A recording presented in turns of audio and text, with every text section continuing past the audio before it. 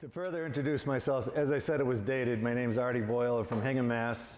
My wife Judy and I, we married for 50 years in February. We have 13 children, and we just had our 28th grandchild, so we've been pretty blessed. In the Gospel, in Luke 17:11, Jesus comes upon 10 lepers. They recognize Jesus, and they asked him to heal them. He tells them to go see the priests. On the way to see the priests, one of them, a Samaritan, realized he'd been healed and went running back to Jesus to give praise and thanks and glory.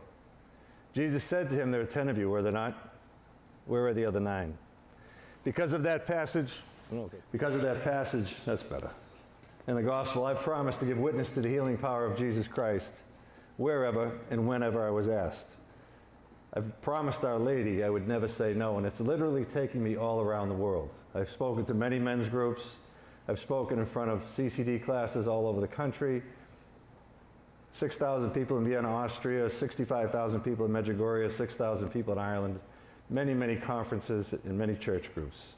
It's an honor and a privilege to be able to speak the messages of Our Lady and on behalf of Jesus Christ. I'd like to tell a little story before I get going. It's about God's plan in our life. A farmer who was the richest farmer in the village owned a horse. One day the horse disappeared. The villagers all came over and said, "This is terrible. The horse was doing all the work. What are you going to do?" And the farmer said, "It could be good, could be bad. Who knows?" A couple of days later, the horse came back, brought with it many other horses. They filled the corral. All the people said, "This is great. We can all get our work done. This is fantastic." And the farmer said, "It could be good, could be bad. Who knows?" The farmer decided to train the horse, so he had his boy jump on the horse to train it. The horse threw the boy. He fell and broke his leg. And again, the neighbors come over lamenting how terrible this is. He's your only son. What are you going to do? Could be good, could be bad. Who knows? A couple of days later, the military comes through the village collecting up all the young men. They get to the farmer's house. The boy's in bed in a cast. They pass him by. Could be good, could be bad. Who knows? The moral of the story is that God has a plan in each and every one of our lives. And oftentimes, when that plan isn't going the way we want it to go, when we're not happy about what he's doing, we get angry with him, instead of trusting him and knowing that he is the only way we're going to get out of it. In my own life, Judy and I got married at a very young age. She was 18, I had just turned 19. We both had to leave college, neither one of us had a job. Everybody said, "You're not going to make it." Well, 13 kids, 50 years, 28 grandkids, we're doing pretty good. My oldest boy, my second child, Artie, was born autistic. At the time, Artie was the only autistic child in the town of Hingham, where we live. We had no idea what to do. But through a lot of perseverance, a lot of prayer, a lot of research, Artie not only became our easiest child, he became a gold medal swimmer in Special Olympics, and everybody loves Artie. My 8th child, Joseph Anthony, died at the age of 2 months from sudden infant death syndrome, the most devastating thing to ever happen to our family. To get over the death of a child is pretty much impossible. You just never do. It stays with you forever. But through prayer and prayer of others and healing, you learn to live with it. And at the age of 44, I got cancer. And if someone tells you you have cancer, you don't necessarily think that's a good thing. But in my case, it was the best thing that ever happened to me. It brought me back to God. In September of 1999, I started to get sick. I played 2 sports when I was in college. I was an avid golfer. I couldn't play 4 holes of golf without having to stop. There was something burning in my body. I came home and told my wife what was going on. She said, "Well, we need to get you a physical," which we did. They found out I was anemic, which is unusual for a man. So they sent me for some more tests. They found I had a severe Barrett's esophagus, basically. It's a common malady. Everybody gets it. They put me on a medicine. They said, "Come back in about a month." A month later, I went back to see the doctor. I'd lost 45 pounds. My face was that gray cancer color. I was more anemic, and I was completely exhausted. The doctor said, "Apparently the medicine hasn't taken effect yet. We're going to keep you on it for another month." Had I done that, I wouldn't be standing here today. We called the Boston hospital. Judy did. She said, "We're getting you into a Boston hospital. This is crazy." Called Mass General. They said, "Sure, we can see your husband in about a month." So she started to pray. As she prayed, our back doorbell in Hingham, Mass. rang. It was a dear friend that lived 200 miles away, just happened to be in the neighborhood. He came in, Judy told him what was going on, and he said, "My sister works at the Mass General." Made a phone call, and 2 days later I had an appointment. I went in to see a doctor at the Mass General who did a bunch of tests. They found nothing. Sent me to see a hematologist for more tests, x-rays, everything. They found nothing. Finally, I said, "My daughter is in medical school. She thinks I should have a CT scan." They agreed, and they sent me off-site to Chelsea, Massachusetts for a CT scan. I met two technicians that I would get to know very well. A CT scan is a very basic test. You lie on a table, they slide you in and out of what looks like a big donut, and they tell you to hold your breath. That's it. They told me I wasn't breathing right. They needed to take more pictures. And at the time, I didn't know what they were talking about. When the tests were done, she said the results would be ready in a day or two, and off I went, heading back home to Hingham from Chelsea, through the central artery at the time. Something started pulling me toward the Mass General Hospital. As I got close, my cell phone rang. It was the doctor's secretary saying, "The doctor really needs to see you." When I went upstairs, he was standing in his doorway waiting for me. He brought me in, sat me down, looked me in the eye, and said, "You have renal cell carcinoma, cancer of the kidney." The intensity of that statement I will never forget. You immediately think, how much time do I have left? Who's going to take care of these 13 kids? How's my wife possibly going to do this? Who's going to teach the boys to play ball? Who's going to protect the girls from the boys? All this crazy stuff goes through your head in a heartbeat. He said, "I need to send you to see an oncologist immediately." And I stumbled out of his office and went to the cancer ward at Mass General. It was called Cox 2 at the time. I sat there for 3 hours. When I was finally able to lift my head out of my hands and look around the room, I could see there were people in that room a lot worse off than I was. And I started thinking to myself, I can beat this cancer. I can fight this thing. I've been athletically trained. I know what to do. Not once did I think of God. Finally, the doctor called me in. He brought up on the computer monitor the pictures they had just taken. Showed a tumor the size of my fist sitting on my kidney. The pancreas was wrapped around the tumor, and the spleen and the lymph nodes were infected as well. It was not a pretty picture. He said, "I need to send you to see a urologist immediately." Next morning, I brought my wife to see Dr. Frank McGovern, the doctor you saw in the video. Dr. McGovern, fortunately for me, happens to be a man of faith. If you can get a doctor that's a man of faith, you're way better off. I brought Judy in at 8 o'clock. She was going to ask all the questions. I was blown away. For 40 minutes, he went on to tell us how bad this surgery was going to be. He was going to cut me in half. He was going to have a pancreatic surgeon in the operating room because they had to take a piece of the pancreas. And it was going to bleed through the wound. My wife did not say a single word for the entire consultation. I later found out she was rebuking everything the doctor said, and she was praying. Surgery was scheduled for December 9th, 1999. We had 21 days. In the Gospel in James 5:14, it says, "Are you sick? If so, go see the presbyters of the church, the leaders, the priests, and have them pray over you, just as Jesus had sent the lepers." We took this literally. They put my name on the Novena St. Anthony and put hundreds of them throughout the South Shore of Boston. People were praying everywhere. We went to healing services where they'd put hands on you, stuff I'd never experienced before, but very, very powerful. But there's one healing service that I will never forget, and that was with Father Ed McDonough at the Mission Church in Roxbury. If you haven't been there, it's a beautiful basilica. It's a healing shrine in Boston. I had to go to work. Just because you have cancer, you still got to go to work. My wife called me up while I'm at work, and she said, "I'm going to come pick you up and take you to a healing service with Father McDonough. I want you to be ready." Now, I do everything my wife tells me. That's how you stay married 50 years, right? So I was ready. I locked my car door, I got into her car, and on the radio was Father Tom DiLorenzo talking about Blessed Faustina. Never heard of her before.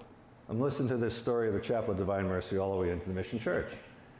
My wife looks at me and said, "I need to get you a miraculous medal. It has great power." And at the time, I didn't wear any jewelry at all, never mind religious jewelry. We got to the church, and it's a big, beautiful basilica. And for the first time in my life, I knelt in the back of that church, and I prayed with my heart. And I would later find out praying with your heart means to pray with love and to truly give control to God. Very difficult, especially for men. Hard to give up control.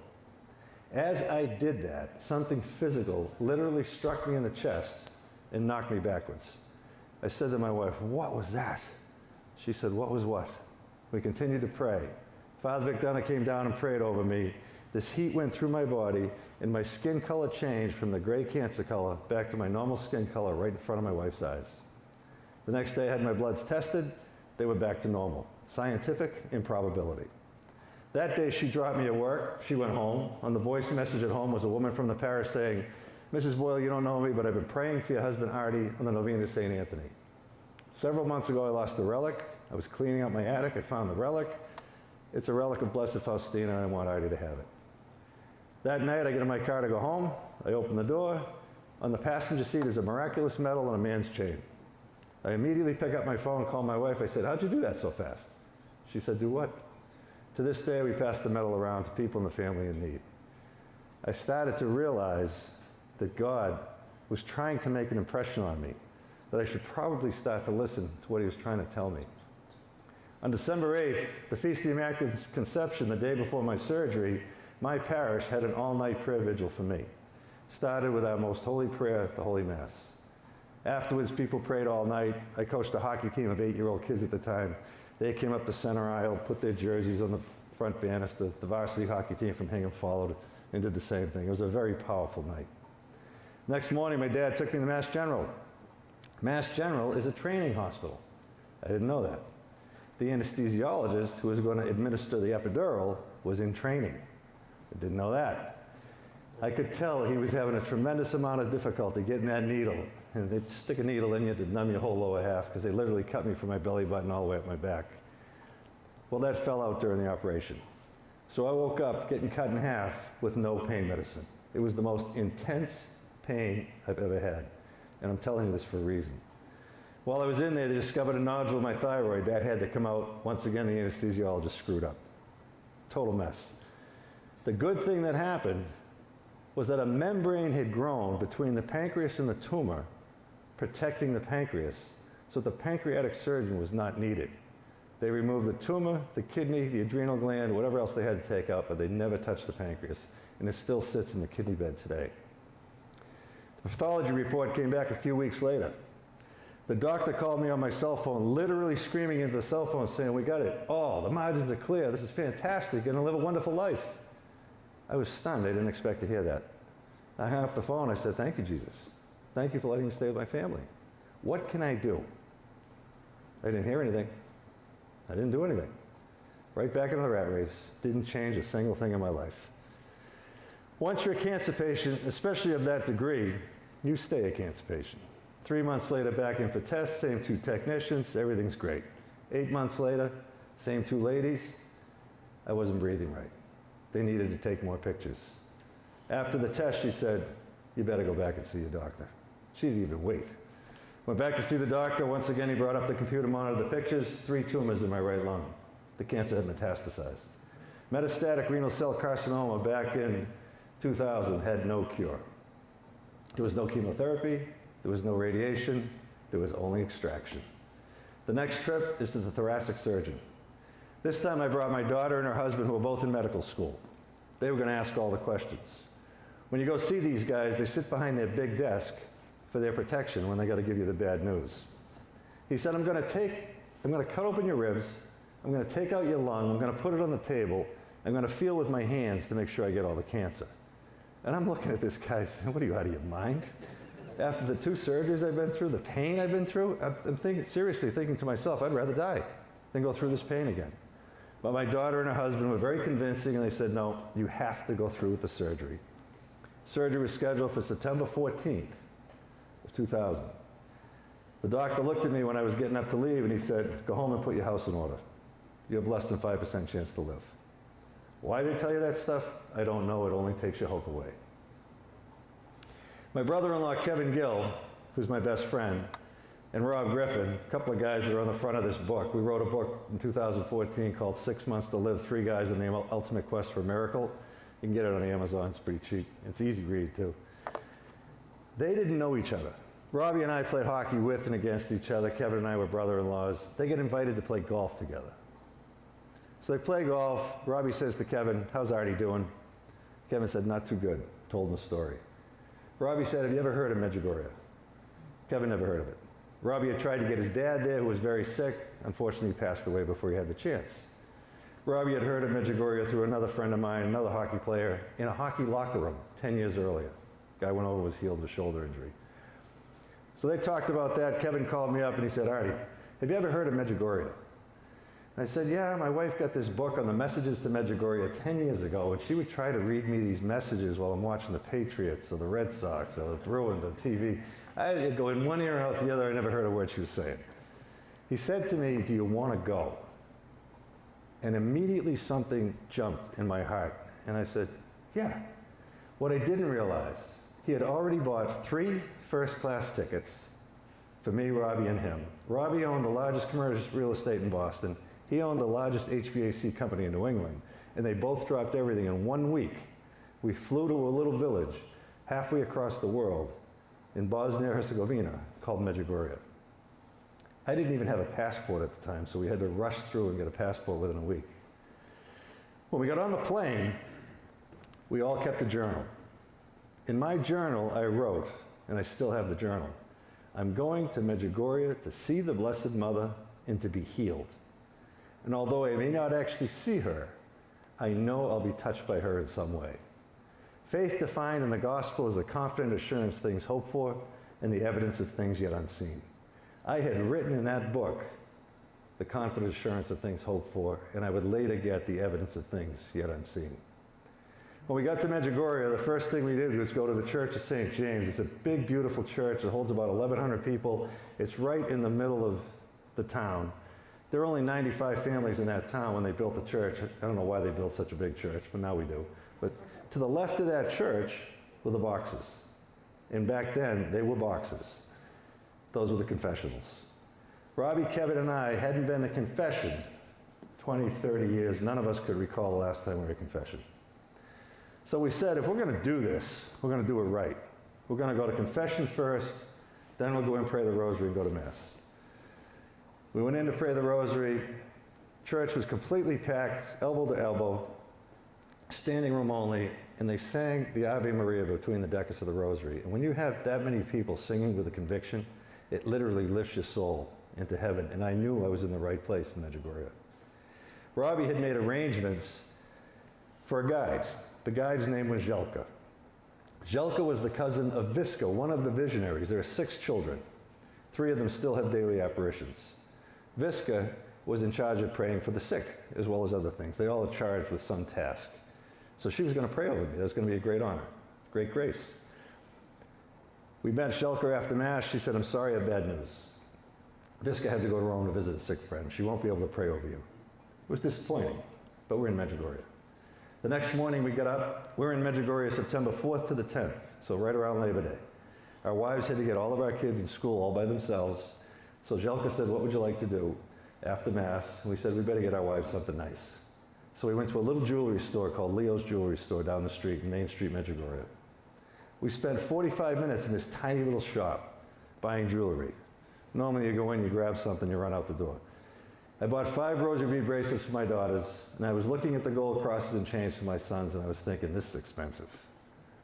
And then I said, if I could spend the money I spend on golf and hockey and everything else I waste money on, I could certainly spend it on Jesus. As that thought entered my head, there's a commotion immediately to my left. Kevin comes over, puts his arm around me, and he says, do you know who that is? I looked, it was a small woman. I said, no. It was Viska. She had missed her plane from the night before. She just happened to stop at this jewelry store to buy a rosary ring, and she was standing right next to me. Jelka explained who I was. She immediately put her tiny hand on my head to pray. Robbie and Kevin put their hands on my back. She prayed with such intensity that the heat that went through my body caused them to sweat. That was the beginning of our trip to Medjugorje. You heard on the video, rosary beads turn to gold, the sun spinning and dancing, envelopment of rose smell flowers. All of those things happen to us. None of them have anything to do with Medjugorje. Those are nice little touches for people that are there, but Medjugorje is all about the confession. We were leaving Leo's to go up to Mount Krishevets because at the top of that cross mountain you saw in the video, Our Lady prays with Jesus every morning at sunrise. Wanted every grace possible. We're going up that mountain. On the way passing the church, Kevin looks over at the confessionals and said, you know, I think I forgot a couple of things. I'm going back to confession. He went back into confession. Robbie and I went back to wait. After a few minutes, the door burst open. Kevin comes flying in the room. He says, you have to go back to confession. There's a priest from England there, Father Simon from Liverpool. He's only going to be there 5 more minutes. You got to hurry. He was so convicted that the three of us got up and sprinted down Main Street, Medjugorje, to go to a place we tried to avoid for the last 30 years, the confessional. When I get into the confession, I met Father Simon Cadwallader from Liverpool, England. Beautiful, soft-spoken priest. The first sincere confession I think I ever had in my life. Father Simon told us many, many things in the confessional. He said, the Eucharist is the most powerful medicine we have on earth. Take Jesus into your body as often as possible and ask him to heal you. I went into that confession totally depressed, totally anxious, could barely put one foot in front of the other because the doctor basically told me I was going to die. After the confession, Father Simon said to us, when you guys go home, preach the gospel in the words of St. Francis, and when you have to use words, don't go back and start talking about Medjugorje. People are going to think you're a whack job. Just go back and live your life, and when they see how happy you are, they're going to ask you why. And that's exactly what has happened. I came out of that confessional, the depression, the anxiety was completely gone. I instantly realized that I was invited to Medjugorje, not necessarily for a physical healing, but certainly for a spiritual healing. And I would learn while I was there that we can be healed of any malady, emotional, physical, spiritual, if we are an open vessel for the Holy Spirit to come into us. And there's only 2 ways to do that I know of. One is through a sincere and true confession. In John 20, Jesus breathed on them and said, peace be with you. Receive the Holy Spirit. Peace be with you. As the Father has sent me, I send you. Go out and forgive their sins. Those sins you forgive are forgiven. Those sins you retain are retained. Confession in our faith is not an option. It's a sacrament given to us by Jesus, which gives us a grace that enables us to walk in the light of Christ. Without the sacrament of reconciliation, this is a really tough world to live in. And I'm sure you all know that. A couple other things had to happen, one in particular. We left there, we went up the mountain. It was a rainy day. They said, don't go up the mountain. It's very dangerous because it's very slippery from the rocks from the rain. We're 3 stubborn guys. Normally there's hundreds, if not thousands of people on that mountain. There was no one on the mountain except the 3 of us. We went to the top of that mountain. We embraced, we wept, we prayed out loud, asking Jesus to heal me out loud, almost demanding it of him. Came off the mountain, and I felt the pain on the way up, and I thought, man, this is getting worse. But on the way down, I called my wife, and I said, something is really happening over here. And she said, no kidding. And I said, call the doctor and get another CT scan before they cut my right lung out. Something's going on. She called the doctor. Doctor's secretary called me back. Mr. Boyle, we know you're in Medjugorje. We know why you're there. That's a beautiful thing. But the fact is you have cancer. It's not going to disappear. We're going to go ahead with the surgery. My wife did what any good wife would do. She got another doctor. This doctor had sent his parents to Medjugorje, had a picture of Medjugorje hanging on his office wall, I would later find out when I met with him. Things were really turning around. The original pastor of Medjugorje in 1981 was Father Jozo Zovko. Father Jozo, Franciscan priest, when the children started seeing the Blessed Mother the first day, he scolded them. It was a communist country at the time. He said, do not talk about this, because if you do, we're going to go to jail. I'm going to jail, you're going to jail, your family's going to jail. Not only did they ignore him, the next day they brought the entire village up the mountain, and the Blessed Mother swept the children right up to her feet. Father Jozo then became their protector. Communists threw him in prison. He spent 18 months in jail. When they let him out, he had to go to this place called Medjugorje, about 30 miles away from Medjugorje. I wanted every grace possible. I wanted Father Jozo to pray over me. So we got a ride out there. When we walked in his church, he does not speak kindly of the West. He speaks very harshly of us. So he was hard to listen to. But I met 2 translators, Nancy and Patrick Latta. And Nancy approached us and said, isn't it wonderful the leaders of American families would come to Medjugorje to pray? Please come see me before you leave. We said we would. Big commotion happened. We lost track of her, figured we'd never see her again. On the day we're leaving Medjugorje, a woman approached us and said, would you like to go see Nancy? And we said, yes, of course. So we followed her through the grapevines, the fields of Medjugorje, it's beautiful, and literally came upon a castle. Built one stone at a time, it's a huge complex. We sat in the courtyard, and after a while, everybody dispersed except for Robbie, Kevin, me, and Nancy. Kevin gave Nancy a pen and paper to take her information. She bowed her head to pray. After a minute, she looked up, she looked me in the eye, and she said, "You need to forgive." I said, "Forgive? I've been to confession twice. I got nothing left." She said, "You need to forgive your mother and father." And my mother and father had just gotten divorced after 43 years of marriage, and I immediately broke down. I was holding on to that, and I didn't even know it. What I learned in Medjugorje is in order for us to be an open vessel, we need to have a sincere confession and true forgiveness. And forgiveness is far and away the harder of the two, because we bury stuff so deep inside of us that we don't even know what it is we need to forgive. We need to pray for that grace. Once we do that, I believe we can be healed of anything and everything. I called my wife, I said, "Please have my entire family present when I get home. My mother, my father, my brothers, my sister, their spouses, everybody." She did that. I brought my father up in front of the family. I forgave him for divorcing my mother. My mother didn't like it, but she knew it was something I had to do. I went in 2 days before my surgery for another CT scan. They told me I wasn't breathing right. They had to take more pictures. I started to get excited. Went flying back to the thoracic surgeon's office, presented him with the films. He told me to wait a minute, and after a few minutes, he called me into his office. And instead of sitting behind the big desk, he's standing in the threshold, rubbing his fingers to his chin, saying, "They're gone." The large tumor in the upper lobe had completely disappeared, and 2 smaller tumors in the lower lobe had shrunk to such an insignificant size that on September 14th, the feast of the Triumph of the Cross, instead of having my right lung cut out, I was playing golf with Robbie and Kevin. Jesus Christ, through the intercession of his mother Mary, had healed me. Now, I had been biopsied prior to going over there, so I knew this was renal cell in my lungs. I let those 2 nodules sit there for 1 year because I was too petrified to have these doctors cut me open again. I met Father Simon, as I told you. Father Simon said to me, "Artie, you need to have the surgery. Jesus' hands will be the hands of the surgeon." I met Ivan Dragicevic, one of the visionaries who'd become a good friend. At St. John's in Quincy, I brought a sick friend with me to one of his apparitions. We got a seat up front. After the apparition, Ivan is walking off the altar, and he looks at me and he winks at me. And I said to my friend, "You just got a grace." So 600 people in the church, we're all leaving. As I'm leaving, I feel a tap on my shoulder. Turn around, it's Ivan. He's just looking at me. He doesn't say anything. I didn't say anything. He walks away, and I said, "Oh my God, I got a million questions for this guy. I got to take him to dinner. I got to do something." So I chase him down, and I get intercepted by this woman. I said, "I got to take him to dinner." She goes, "No, he doesn't do that." They went out the side door. I figured I'd never see him again. We live in a town called Hingham. Hingham's a pretty well-to-do town, but we had 13 kids, so there wasn't a lot of money, extra money to go around.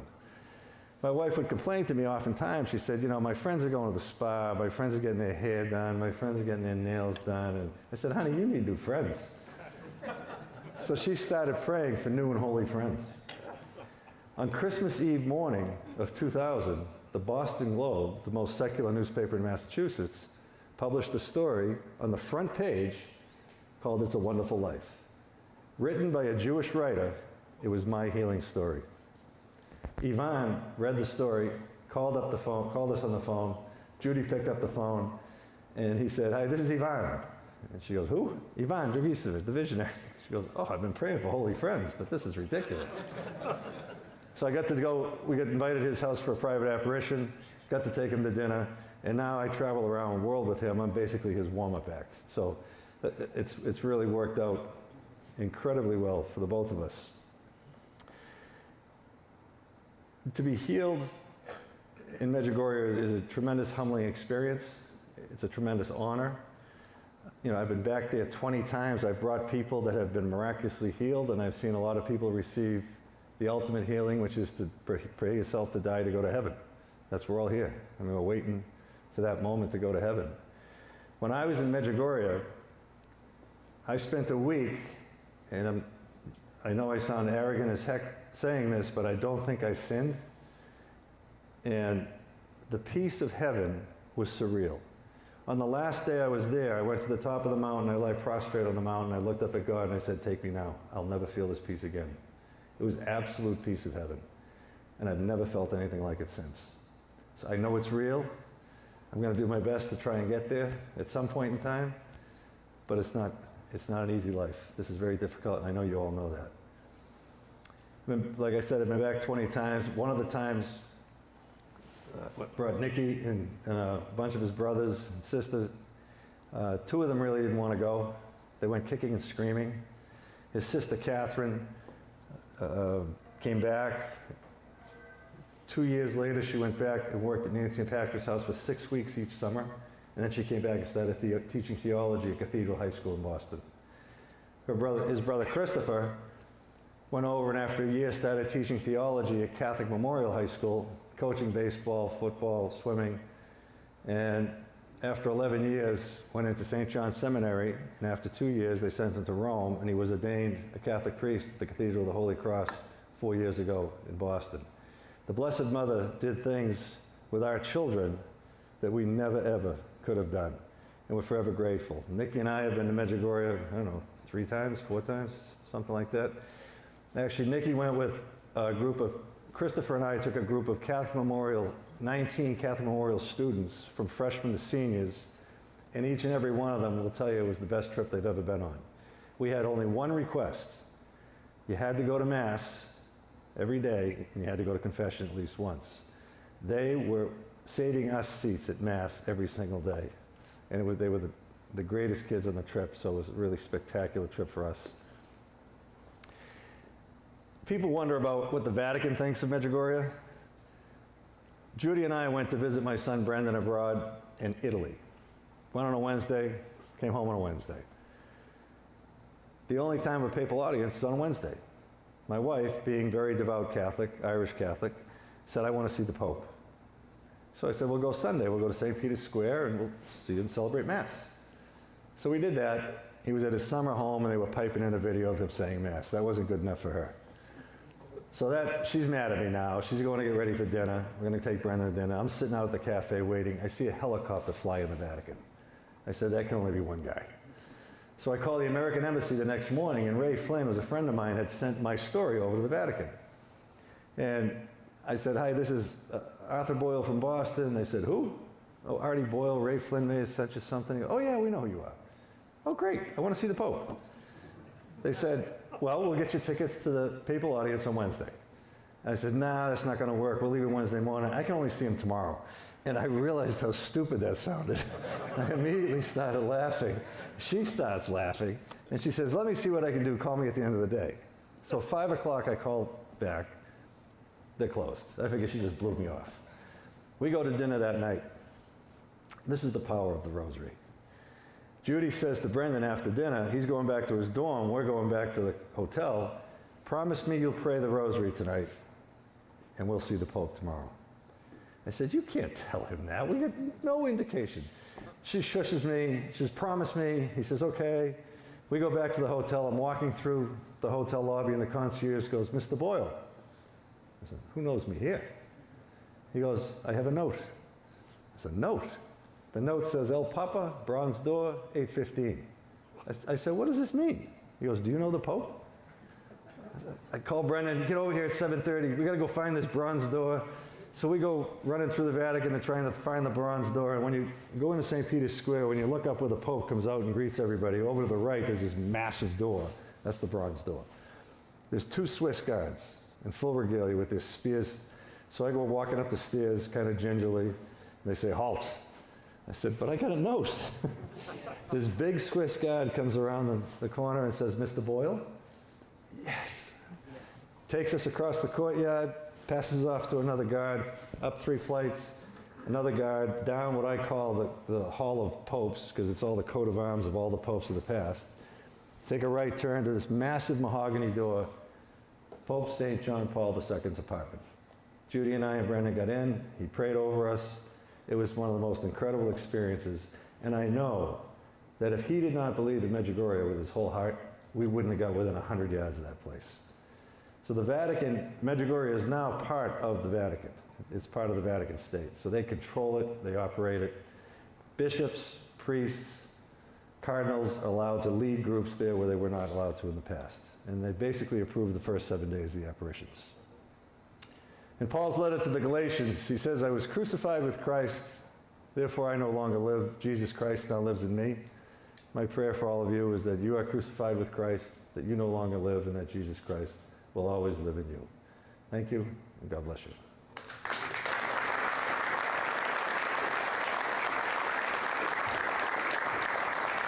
I'd be happy to answer any questions. If anybody has any questions, there are no bad questions, and there's all kinds of answers. Yes? Why didn't they recognize it before?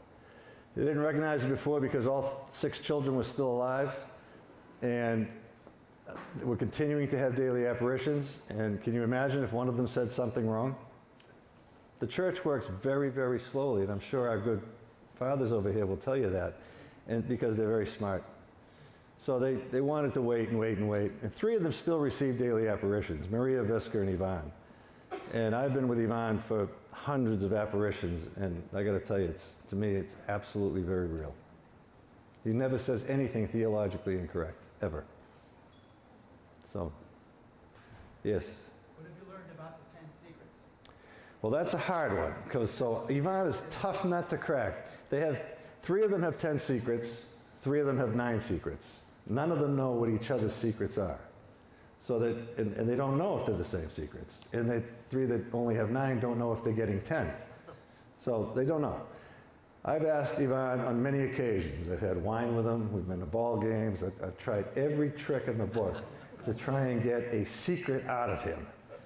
No. He's way smarter than I am, so he will not give me a secret. I've tried. We have a group, we started meeting with Ivan 15 years ago with a group of 12 couples, and we meet, whenever he's here, we meet once a month at one of the houses. And even in those settings, I try my best to get a secret out of him, and I can't do it. So, it's too bad. But we'll learn soon enough. Any other questions? Great, yes? Do you still go for checkups, or? Yeah, I stopped, so my oncologist, Matt Smith, had said to me after about 5 years of tests, I said to him, Doc, I don't need these anymore. I've been healed by Jesus Christ. And he looked at me and he said, okay, congratulations, you've graduated from the School of Oncology. And I said, did I graduate cum laude? He said, no, you graduated summa cum laude. So I went 20 years without a test. And then recently I was over in Scotland, I had a seizure, and now I got to go for a test again. But it's been 23 years since I've been completely cancer-free. But stuff happens, we get older, you know, so we keep fighting the fights. But it's all good, yep. The faith before I had cancer was, I was raised a Catholic, so I went to church out of obligation. I would listen to the readings, and usually I didn't like what the priests they were saying because they weren't very exciting. So it was just I went out of obligation. After Medjugorje, everything changed. It doesn't matter who the priest is, it's the Word of God, it's the Eucharist, it's the sacraments. My children all go to Mass, the children all go to Mass. And it's really, my wife has a lot to do with that. But also, this is a very important point. You guys, we, are the heads of our home. No matter what your wife tells you, we're the heads of our home. They're the hearts. When my wife, when we first started going through this stuff, we wanted everybody to pray because Our Lady, there were 5 main messages in Medjugorje, and I'll give you those real quick. But Our Lady wants us to pray with the family. My wife would do it, she'd have to get the spatula out and whack the kids to get them in the living room to pray. If I do it sincerely, they come right in to pray. So we will lead our families in prayer for sure. But there's 5 basic messages in Medjugorje. Our Lady said to the children, dear children, there can be no peace in the world until there is peace in the family. And there can be no peace in the family unless there is prayer in the family. Pray with your family. Pray the rosary. She invites us to go to Holy Mass as often as possible because that's where her son is. They see her like you see me. And she said to them, dear children, you have an opportunity to go to Holy Mass to come see me. Do not come see me. go to Holy Mass. Her whole purpose for being on this planet is to point us to Jesus Christ. She invites us to put the Bible at a place of prominence and read it. It's our sustenance, a water. It's our Word of God. She invites us to go to reconciliation once a month, not once a year, once a month, because she knows how difficult this life is.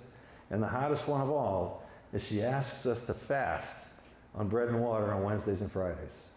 And she said, if you can't do that, then give something up that's important to you, because fasting gives you a discipline over your body, which gives you a more powerful prayer. And if you want to pray better, pray more.